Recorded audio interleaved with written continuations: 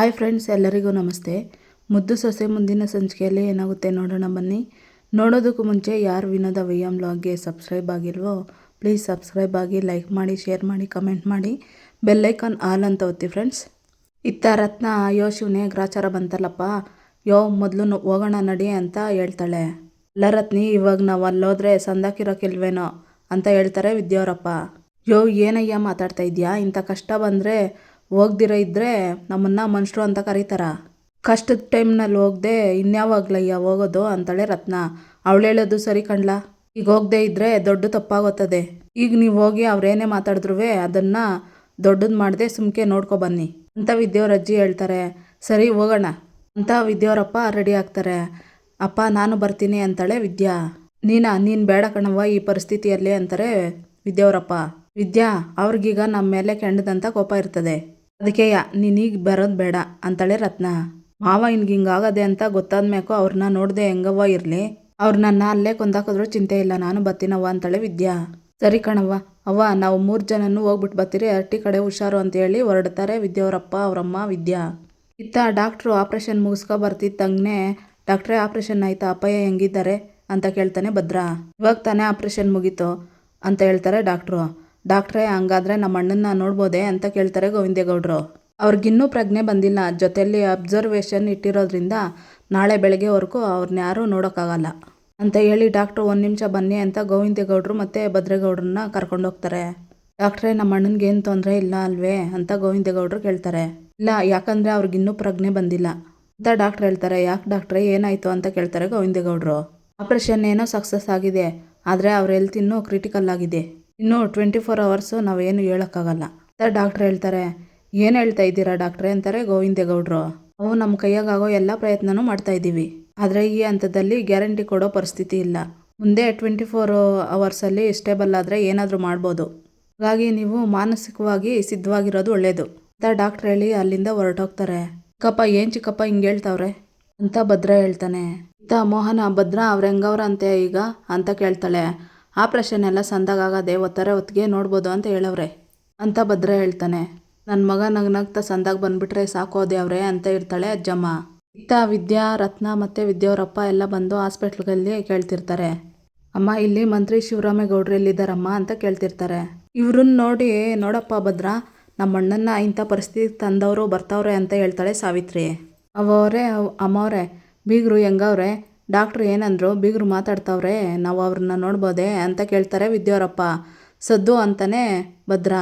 ಮಾಡೋದೆಲ್ಲ ಮಾಡಿಬಿಟ್ಟು ಇಲ್ಲಿ ಮೊಸಳೆ ಕಣ್ಣು ಸುಡ್ಸ್ಕೊ ಬಂದಿದ್ದೀರಾ, ಚಿಕ್ಕಪ್ಪ ಇನ್ನೊಂದು ಕ್ಷಣನೂ ನನ್ನ ಕಣ್ಣು ಮುಂದೆ ನಿಂತ್ಕೋಬೇಡ ಅಂತ ಹೇಳು ಅಂತ ಭದ್ರ ಹೇಳ್ತಾನೆ. ನಿಮ್ಮ ಕೋಪ ನಮಗೆ ಅರ್ಥ ಆಗ್ತೈತೆ ಹೇಳಿ ಅಂದರೆ, ಆದರೆ ಬೀಗರಿಗೆ ಹಿಂಗಾಗದೆ ಅಂತ ಜೀವ ತಡಿದೇ ಹೋಯ್ತು ಅಂತ ವಿದ್ಯಾವರಪ್ಪ ಹೇಳ್ತಾರೆ. ಅದಕ್ಕೆ ಸತ್ತಿದ್ದಾರೋ ಬದುಕಿದ್ದಾರೋ ಅಂತ ನೋಡೋಣ ಅಂತ ಬಂದ್ಯಾ ಅಂತ ಭದ್ರ ಹೇಳ್ತಾನೆ. ಅಯ್ಯೋ ಬಿಡ್ತೀಯೋ ಅನ್ನೇ ಅಳಿ ಅಂದರೆ, ಬೀಗರಿಗೇನು ಆಗೋಕ್ಕಿಲ್ಲ ಅಂತ ಹೇಳ್ತಾನೆ ವಿದ್ಯಾವರಪ್ಪ. ಮುಚ್ಚು ಬಾಯಿ, ಬೀಗರು ಅಂತ ಇನ್ನೊಂದು ಸತಿ ನಿನ್ನ ಬಾಯಲ್ಲಿ ಬಂದರೆ ನಾನೇನು ಮಾಡ್ತೀನೋ ನನಗೆ ಗೊತ್ತಿಲ್ಲ, ನಾನು ಮನುಷ್ಯತ್ವ ಕಳ್ಕೊಳಕ್ಕಿಂತ ಮುಂಚೆನೇ ಇಲ್ಲಿಂದ ಜಾಗ ಖಾಲಿ ಮಾಡು ಅಂತ ಭದ್ರ ಹೇಳ್ತಾನೆ. ನಿಮ್ಗೆ ಎಷ್ಟು ನೋವು ಇದ್ದದೋ ನಮಗೂ ಅಷ್ಟೇ ನೋವು ಇದ್ದದೆ ಅಳಿ ಅಂದರೆ, ಒಂದೇ ಒಂದು ಕಿತ್ತ ಬೀಗರನ್ನ ನೋಡ್ಕೊಂಡು ಹೋಗ್ಬಿಡ್ತೀನಿ, ಅವಕಾಶ ಮಾಡಿಕೊಡಿ ಅಳಿ ಅಂದರೆ ಅಂತ ವಿದ್ಯಾವರಪ್ಪ ಹೇಳ್ತಾರೆ. ಮರ್ಯಾದೆಯಿಂದ ಹೋಗು ಅಂತ ಹೇಳ್ತಾರೆ ಭದ್ರ. ಹಂಗಂತ ಹೇಳ್ಬೇಡಿ ಅಳಿ ಅಂದರೆ ಅಂತ ಕೈ ಹಿಡ್ಕೊತಾನೆ ಭದ್ರನ ಕೈ ವಿದ್ಯಾವರಪ್ಪ. ಕೈ ಕಿತ್ಕೊತಾನೆ ಭದ್ರ. ಮಾಡೋದೆಲ್ಲ ಮಾಡಿಬಿಟ್ಟು ಇವಾಗ ಬಂದು ನಾಟಕ ಆಡ್ತಾ ಇದೆಯಾ ಅಂತ ಹೇಳಿ ನಿನ್ನ ಅಂತ ಹೊಡೆಯೋದಕ್ಕಂತ ಹೋಗ್ತಾನೆ ಭದ್ರ.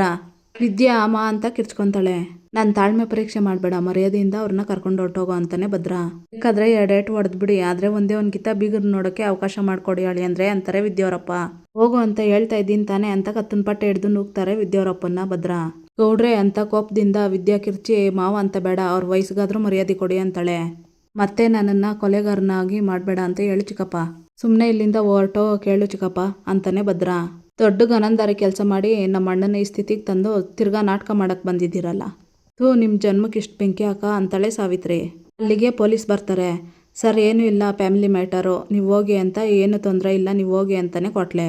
ಇಷ್ಟೆಲ್ಲ ಅವಮಾನ ಆದ್ಮೇಲೆ ಇಲ್ಲಿರೋದ್ರಲ್ಲಿ ಅರ್ಥ ಇಲ್ಲ, ಬನ್ನಿ ಹೋಗೋಣ ಅಂತಾಳೆ ವಿದ್ಯಾ. ಮೊದಲು ಇಲ್ಲಿಂದ ತೊಲಗಿ, ಇಟೆಲ್ಲ ನಿಮ್ಮಿಂದನೇ ಆಗ್ತಾ ಇರೋದು ಅಂತ ಹೇಳ್ತಾಳೆ ಈಶ್ವರಿ. ಇದೇ ಕೊನೆ ಚಿಕ್ಕಪ್ಪ, ನಾನು ಯಾರೂ ತಡೆಯೋಕ್ಕಾಗಕ್ಕಿಲ್ಲ ಇನ್ನು ಇಲ್ಲಿಗೆ ಬಂದರೆ ಅಂತ ಹೇಳು, ಸುಮ್ಮನೆ ಹೊಂಟೋಗು ಅಂತ ಹೇಳು ಚಿಕ್ಕಪ್ಪ, ಇವ್ರ ಮುಖ ನೋಡೋಕ್ಕೂ ಅಸಹ್ಯ ಆಗ್ತೈತೆ ಅಂತ ಭದ್ರ ಹೇಳ್ತಾನೆ. ಅಲ್ಲಿಂದ ಹೋಗ್ತಾರೆ ವಿದ್ಯಾವರಪ್ಪ ಅಮ್ಮ. ಇತ್ತ ಶಿವರಾಮೇಗೌಡರು ನೋಡೋದಕ್ಕಂತ ಭದ್ರಾ ಮತ್ತು ಅವ್ರ ಚಿಕ್ಕಪ್ಪ, ಅಜ್ಜಮ್ಮ ಮತ್ತು ಮೋಹನ ಎಲ್ಲ ಬರ್ತಾರೆ. ಅವ್ರ ಸ್ಥಿತಿ ನೋಡಿ ಕಣ್ಣೀರು ಹಾಕ್ತಾ ಇರ್ತಾರೆ. ಅಜ್ಜಮ್ಮ, ಅಯ್ಯೋ ಶಿವರಾಮ ಮಗನೇ ಅಂತ ಕಿರ್ಚುತ್ತಿರ್ತಾರೆ. ನೋಡಿ, ಮಿನಿಸ್ಟ್ರ್ ಮನೆಯವರು ಅಂತ ಅವಕಾಶ ಮಾಡಿಕೊಟ್ಟಿದ್ದಾರೆ. ಪ್ಲೀಸ್ ಪೇಷಂಟ್ಗೆ ಡಿಸ್ಟರ್ಬ್ ಆಗದಿರೋ ಹಾಗೆ ನೋಡ್ಕೊಂಡೋಗಿ ಅಂತಾರೆ ನರ್ಸು. ನನ್ನ ಮಗ ಜ್ವರ ಬಂದರೂ ಒಂದು ಗಳಿಗೆನೂ ಮಲ್ಕೊತಾ ಇರಲಿಲ್ಲ. ಆದರೆ ಈಗ ನೋಡಿ ಹೆಂಗೆ ಮಲ್ಗವನೆ ಶಿವರಾಮ ಅಂತ ಅಳ್ತಿರ್ತಾಳೆ ಅಜ್ಜಮ್ಮ. ಅವ್ರ ಪರಿಸ್ಥಿತಿನ ನನ್ನ ಕೈಲಿ ನೋಡೋಕ್ಕಾಗ್ತಾ ಇಲ್ಲ ಅತ್ತೆ ಅಂತ ಅಳ್ತಿರ್ತಾಳೆ ಮೋಹನ. ಶಿವರಾಮ, ನೀನು ಹಿಂಗೆ ಮಲ್ಕೋಬೇಡ ಕಣ್ಲಾ, ದೇವ್ರೇ ನನ್ನ ಮಗನಿಗೆ ಇಂಥ ಪರಿಸ್ಥಿತಿ ತಂದಿಟ್ಟಿಯಲ್ಲಪ್ಪ ಅಂತ ಅಳ್ತಿರ್ತಾಳೆ ಅಜ್ಜಮ್ಮ. ಅಮ್ಮ ಪ್ಲೀಸ್, ಬೇರೆಯವ್ರನ್ನ ಒಳಗಡೆನೆ ಬಿಡಲ್ಲ, ನಿಮ್ಮನ್ನು ಬಿಟ್ಟಿದ್ದಾರೆ ಅಂತಂದರೆ ಅರ್ಥ ಮಾಡ್ಕೊಳ್ಳಿ ಅಂತಾರೆ ನರ್ಸು. ಅರ್ಥ ಆಗ್ತದೆ ನರ್ಸಮ್ಮ, ತಾಯಿ ಅಲ್ವೇ, ಏನು ಮಾಡೋಕ್ಕಾಗ್ತದೆ ಹೇಳಿ. ಅಮ್ಮಮ್ಮ ಅಳಕ್ಕಿಲ್ಲ ಅಂತ ಹೇಳ್ಬಿಟ್ಟು ನೀನು ಮತ್ತೆ ಅದೇ ಕೆಲಸ ಮಾಡ್ತಿದೀಯಲ್ಲ ಅಂತ ಭದ್ರ ಹೇಳ್ತಾನೆ. ಏ ಭದ್ರಾ, ವಿಭೂತಿ ತಗೊಂಡು ಬಂದಿದೆಯಲ್ಲ ಅದನ್ನು ಹಣೆಗೆ ಹಚ್ಚಲಾ ಅಂತ ಹೇಳ್ತಾಳೆ ಅಜ್ಜಮ್ಮ. ಅಪ್ಪಯ್ಯ, ನನ್ನ ಮಾತು ನೀನು ಕೇಳ್ತೈತೆ ಅಂತ ನನಗೆ ಸಂದ ಗೊತ್ತು. ನೋಡು, ಮೋಸ ಮಾಡೋದವಳ ಬಗ್ಗೆ ನೀನು ಯಾಕಪ್ಪಯ್ಯ ಚಿಂತೆ ಮಾಡಬೇಕು? ಅಪ್ಪಯ್ಯ, ನಾನೇ ಅವಳ ಬಗ್ಗೆ ತಲೆ ಕೆಡ್ಸ್ಕೊಂತ ಇಲ್ಲ, ಅಂಥದ್ರಲ್ಲಿ ನೀನು ಯಾಕೆ ತಲೆ ಕೆಡ್ಸ್ಕೋಬೇಕು ಹೇಳು? ಅಪ್ಪಯ್ಯ, ನೀನು ರಾಜನಂಗೆ ಓಡಾಡ್ಕೊಂಡಿರ್ಬೇಕು ಅಪ್ಪಯ್ಯ, ಆಗ್ಲೇಯ ನಮ್ಮೆಲ್ರಿಗೂ ಒಂದು ಧೈರ್ಯ, ನಮ್ಮ ಮಟ್ಟಿಗೂ ಒಂದು ಕಳೆ ಅಪ್ಪಯ್ಯ. ನೀವು ಇಲ್ದಿರೋ ಅಟ್ಟಿಯಾಗೆ ನಮ್ಮ ಕೈಯಲ್ಲಿ ಯಾರ ಕೈಯಲ್ಲೂ ಇರೋಕ್ಕಾಗ್ತಾ ಇಲ್ಲ ಅಪ್ಪಯ್ಯ. ಅಪ್ಪಯ್ಯ, ಅದನ್ನೆಲ್ಲ ಕೆಟ್ಟ ಕನಸು ಅಂದ್ಕೊಂಡು ಆದಷ್ಟು ಬೇಗ ಹುಷಾರಾಗ್ಬಿಡು ಅಪ್ಪಯ್ಯ. ನಮ್ಮ ಮಟ್ಟಿಗೆ ನಾವು ಹೊಟ್ಟೋಗ್ಬಿಡೋಣ ಅಪ್ಪಯ್ಯ, ಪ್ಲೀಸ್ ಅಪ್ಪಯ್ಯ ಅಂತ ಭದ್ರ ಹತ್ಕೊಂಡು ಹೇಳ್ಕೊಂಡು ಮುತ್ತಿಡ್ತಾನೆ ಹಣೆಗೆ, ಶಿವರಾಮೇಗೌಡ್ರ ಹಣೆಗೆ. ಸರ್, ಇಲ್ಲಿ ಯಾರು ಹೆಚ್ಚೊತ್ತಿರಂಗಿಲ್ಲ ಸರ್, ಹೊರಡಿ ಅಂತ ಹೇಳ್ತಾರೆ ನರ್ಸು. ಸರಿ ನರ್ಸಮ್ಮ, ಅಮ್ಮಮ್ಮ ಅಮ್ಮ ಅಂತ ಹೇಳ್ತಾನೆ ಭದ್ರಾ, ನೀನು ಏಟು ಧೈರ್ಯ ಹೇಳಿದ್ರು ನಿನ್ನ ಮನಸ್ಸಿನಲ್ಲಿ ಎಷ್ಟು ಕೊರಗ್ತಾ ಇದೆಯಾ ಅಂತ ನಮಗೆ ಗೊತ್ತು. ಭದ್ರಾ, ನನ್ನ ಮಗನಿಗೆ ಏನೂ ಆಗೋಕ್ಕಿಲ್ಲ, ದ್ಯಾವ್ರು ಕಾಪಾಡ್ತಾನೆ ಅಂತ ಅಜ್ಜಮ್ಮ ಹೇಳ್ತಾಳೆ. ಹೌದಲ್ವೇ, ದ್ಯಾವ್ರಲ್ವೇ ನಮ್ಮ ಅಪ್ಪನ್ನ ಕಾಪಾಡ್ಕೋಬೇಕಾಗಿರೋದು, ಕಾಪಾಡ್ಕೊತಾನೆ. ಸರಿ ಬನ್ನಿ ಅವ್ವ ಅಜ್ಜಿ, ಪದೇ ಪದೇ ನಾವು ಹೇಳ್ಸ್ಕೊಬಾರ್ದು, ಆಚೆಗೆ ಹೋಗೋಣ ಬನ್ನಿ ಅಂತ ಭದ್ರ ಹೇಳಿ ಹೊರಗಡೆ ಹೋಗ್ತಾರೆ ಎಲ್ರೂ. ಇತ್ತ ರಾಜಕೀಯದ ವ್ಯಕ್ತಿಗಳು ಮಾರನೇ ದಿವಸ ಬಂದು ನೋಡಿಕೊಂಡು ನಮ್ಮನ್ನಿಂದ ಅವ್ರು ಡಿಸ್ಟರ್ಬ್ ಆಗೋದು ಬೇಡ ಬನ್ನಿ ಅಂತ ಹೊರಗಡೆ ಹೋಗ್ತಾರೆ. ನಮಸ್ಕಾರ ಸಾಹೇಬ್ರೆ, ನನ್ನ ಮಗನ ಪರಿಸ್ಥಿತಿ ಏನಾಗ್ಬಿಟ್ಟಿದೆ ನೋಡಿ ಅಂತಾಳೆ ಅಜ್ಜಮ್ಮ. ನೀವೇನು ಯೋಚನೆ ಮಾಡಬೇಡಿ, ಇದ್ದ ಕಂಟಕ ಕಳೀತು ಅಂತ ಅಂದ್ಕೊಳ್ಳಿ, ಆದಷ್ಟು ಬೇಗ ಹುಷಾರಾಗಿ ಬರ್ತಾರೆ, ನೀವು ಧೈರ್ಯವಾಗಿರಿ. ಹೌದು, ನಿಮ್ಮ ಜೊತೆ ಇಡೀ ಸರ್ಕಾರವೇ ಇದೆ, ಅವ್ರಿಗೇನಾಗೋದಕ್ಕೂ ನಾವು ಬಿಡೋದಿಲ್ಲ. ಭದ್ರಾ, ನಾನು ಇವರು ಡಾಕ್ಟ್ರಿಗೆ ಹೇಳಿದ್ದೀನಿ, ನೀವು ಸ್ಪೆಷಲ್ ಡಾಕ್ಟ್ರನ್ನ ಎಲ್ಲಿಂದ ಬೇಕಾದರೂ ಕರ್ಸ್ಕೊಬೋದು, ಅವಶ್ಯಕತೆ ಇದ್ದರೆ ಎಲ್ಲಿಗೆ ಬೇಕಾದರೂ ಶಿಫ್ಟ್ ಮಾಡೋಣ, ಸದ್ಯಕ್ಕೆ ಅದರ ಅವಶ್ಯಕತೆ ಇಲ್ಲ ಅಂತ ಹೇಳಿದ್ದಾರೆ. ದೇವ್ರ ಮೇಲೆ ನಂಬಿಕೆ ಇಡೋಣ ಅಂತಾರೆ ಮಿನಿಸ್ಟ್ರು. ಈಗ ನಮಗೆ ಅದು ಬಿಟ್ಟರೆ ಬೇರೆ ಏನು ತೋಚ್ತಾ ಇಲ್ಲ ಸಾಹೇಬ್ರೆ ಅಂತ ಗೋವಿಂದೇಗೌಡರು ಹೇಳ್ತಾರೆ. ನಿಮ್ಮ ಪರಿಸ್ಥಿತಿ ನಮ್ಗೆ ಅರ್ಥ ಆಗುತ್ತೆ, ನಮ್ಮ ಮಿನಿಸ್ಟ್ರು ಆಗಾಗ ಬರ್ತಾ ಇರ್ತಾರೆ, ನಾನು ಮಿನಿಸ್ಟ್ರಿಗೆ ಫೋನ್ ಮಾಡಿ ಅಪ್ಡೇಟ್ ತಗೊತಾ ಇರ್ತೀನಿ, ನೀವು ಯಾವುದಕ್ಕೂ ಭಯ ಪಡಬೇಡಿ, ಎಲ್ರಿಗೂ ಧೈರ್ಯ ಹೇಳ್ಬೇಕಾದನು ನೀನೇ ಈಗಾದರೆ ಹೆಂಗಪ್ಪ?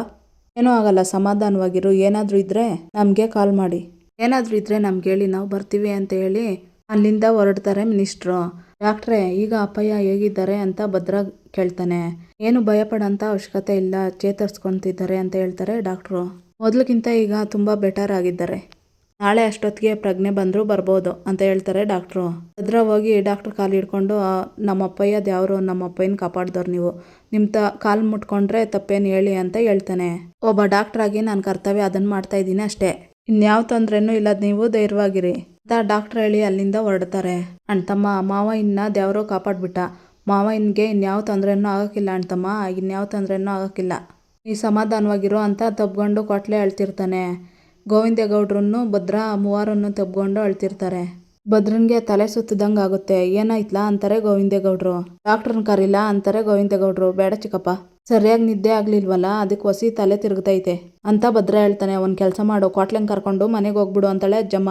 ಇಲ್ಲ ಅಮ್ಮಮ್ಮ, ನನ್ನ ಅಪ್ಪಯ್ಯನ ಬಿಟ್ಟು ಎಲ್ಲೂ ಹೋಗೋಕ್ಕಿಲ್ಲ ಅಂತ ಭದ್ರ ಹೇಳ್ತಾನೆ. ಮಗ, ನಾನು ಇಲ್ವೇನ್ಲ ನೋಡು, ನೀನು ಮನೆಗೆ ಹೋಗಿ ಸ್ವಲ್ಪ ರೆಸ್ಟ್ ಮಾಡು ಅಂತ ಗೋವಿಂದೇಗೌಡರು ಹೇಳ್ತಾರೆ.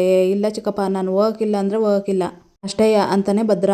ನೋಡ್ಲಾ, ಅಣ್ಣನ ನೋಡ್ಕೊಳಕ್ಕೆ ಒಂದು ದಂಡೆ ಅದೇ, ಆಚೆ ಕಡೆ ನೋಡಿದೆ ತಾನೆ ಪೊಲೀಸವರು ಎಷ್ಟು ಬಂದೋಬಸ್ತ್ ಮಾಡವ್ರೆ ಅಂತ, ಏನೂ ಆಗೋಕ್ಕಿಲ್ಲ, ನೀನು ಹೋಗಿ ಮನೆಗೆ ಹೋಗಿ ರೆಸ್ಟ್ ಮಾಡು, ಎಲ್ಲರನ್ನೂ ಕರ್ಕೊಂಡೋಗಿ ಒತ್ತಾರಿಗೆ ಬನ್ನಿ ಅಂತಾರೆ ಗೋವಿಂದೇಗೌಡರು.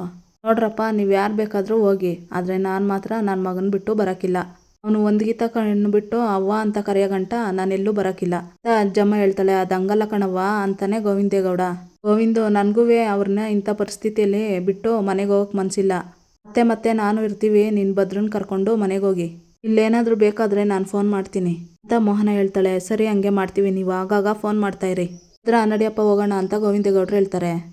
ಭದ್ರ, ನಾನು ಹೇಳ್ತೀನಿ ತಾನೆ, ನೋಡು, ಅವ್ರೇನಾದರೂ ತಕ್ಷಣ ಫೋನ್ ಮಾಡಿದ್ರೆ ತಕ್ಷಣ ಹೊರಟು ಬರೋಣ ರೆಡಿ ಅಂತ ಎಲ್ಲರೂ ಮನೆಗೆ ಹೋಗ್ತಾರೆ. ಮೋಹನ ಮತ್ತು ಅಜ್ಜಮ್ಮ ಅಲ್ಲೇ ಇರ್ತಾರೆ. ಇತ್ತ ಚಿತ್ರನ್ನು ಈಶ್ವರಿ ಕೂತಿರ್ತಾರೆ.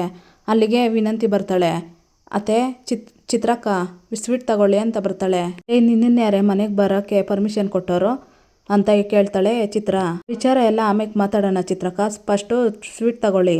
ನೋಡಿ ಮನೆ ಮನಸ್ಸು ಆಗ್ರೋ ಆಗಿ ಖುಷಿ ಪಡೋ ವಿಚಾರ ಕೊಟ್ಟಿದ್ದೀರಲ್ವೇ, ಸ್ವೀಟ್ ತಗೊಳ್ಳಿ.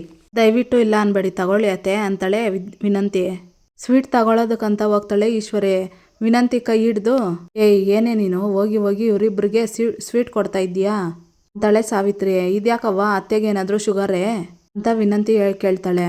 ಶುಗರ್ ಬಂದರೆ ಮಾತ್ರೆ ತಗೊಂಡಾದ್ರೂ ಸ್ವೀಟ್ ತಿನ್ಬೋದು, ಆದರೆ ಪಾಪ ಇವ್ರಿಗಿರೋ ನೋವಿಗೆ ಯಾವ ಮಾತ್ರೆನೂ ಇಲ್ಲ ಅಂತ ಸಾವಿತ್ರಿ ಹೇಳ್ತಾಳೆ. ಇದ್ಯಾಕವ್ವ ಹಿಂಗೇಳಿ ನಮ್ಮ ಅತ್ತೆ ಅನ್ಕೊಂಡಂಗೆ ಅಮ್ಮೂರಡಿ ಮಾನ ಕಳೆದು ಅಟ್ಟಿ ಬಿಟ್ಟು ತೊಳ್ಗಂಗ್ ಮಾಡಿರೋದು ಖುಷಿ ವಿಚಾರ ಅಲ್ವೇ ಅಂತ ವಿನಂತಿ ಹೇಳ್ತಾಳೆ. ಅದು ನಮ್ಗಷ್ಟೇ ಖುಷಿ ವಿಚಾರ, ಅವ್ರಿಗಲ್ಲ. ಯಾಕಂದ್ರೆ ಆ 3 ಅಡಿ ಅಟ್ಟಿ ಬಿಟ್ಟೋಗಕ್ ಮುಂಚೆ 2 ಕಣ್ಣು ಹೋದ್ರೆ ಚಿಂತೆ ಇಲ್ಲ, ಎದುರಾಳಿದ್ 1 ಕಣ್ಣು ತೆಗಿತೀನಿ ಅನ್ನಂಗೆ ಪಾಪ ನಮ್ಮ ಅತ್ತಿಗೆ ಪ್ರೀತಿ ಮಗನ್ನ ಕತ್ತಿಡ್ದು ಆಚೆ ನೂಕಿಸ್ಬಿಟ್ಟು ಹೊಂಟೋದ್ಲಲ್ಲ. ಅಂದಮೇಲೆ ಅವರು ಸಾಧಿಸಿರೋದನ್ನ ಗೆಲುವು ಅಂತ ಹೆಂಗ್ ಹೇಳಕ್ಕಾಗ್ತದೆ ಅಂತ ಸಾವಿತ್ರಿ ಹೇಳ್ತಾಳೆ. ಏನಾದ್ರೂ ಆಗ್ಲಿ ಕಣವ್ವ, ಸಿಹಿ ತಿನ್ನೋದ್ರಿಂದ ಕಹಿ ಮರ್ತೋತದಂತೆ, ತಗೊಳ್ಳಿ ಅತ್ತೆ ಅಂತಾಳೆ ವಿನಂತಿ. ವಿನಂತಿ ಅಂತಾಳೆ ಸಾವಿತ್ರಿ.